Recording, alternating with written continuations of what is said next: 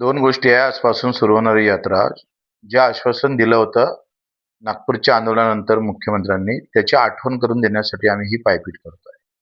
आणि दुसरी गोष्ट का मेळघाटचा जो तिथल्या मूळ लोकांचा जो संघर्ष आहे, त्याला विराम भेटला पाहिजे. या विषय 75 वर्ष निघून गेले स्वतंत्र भारतातले आणि तरी सुद्धा पिण्याचं पाणी नाही, विद्युतीकरण नाही, साध्या शिक्षणाची व्यवस्था पाहिजे तशी ताकदवर करू शकले नाही. आरोग्याचा 3 तेरा वाजवून टाकले.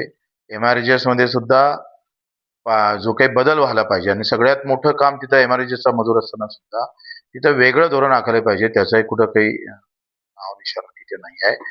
आणि या सगळ्या संदर्भात साधं घरकुलाचा एक ट्रॅक्टर जर आणतो तर ते ₹10,000 द्यावं लागतं. म्हणजे प्लेन एरियापेक्षा मेळघाटमध्ये एका ट्रॅक्टरवर 5 ते ₹10,000 जास्त द्यावं लागतं.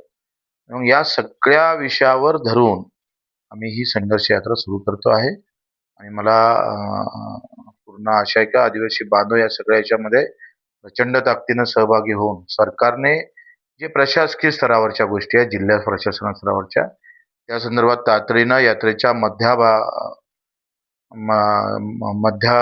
दिवस राहील तेव्हा त्याने दखल घेऊन त्याची पूर्तता केली पाहिजे.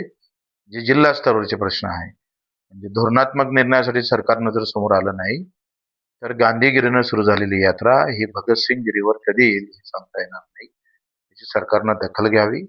हजारो आणि लाखो शेतकरी एकत्र, मजूर एकत्र होऊन या आंदोलनाला एक वेगळी दिशा देऊ नये, याला सरकारला या संदर्भात नम्र आवाहन करतो, विनंती करतो का आपण याला सकारात्मक दृष्टिकोनातून पाहिलं पाहिजे.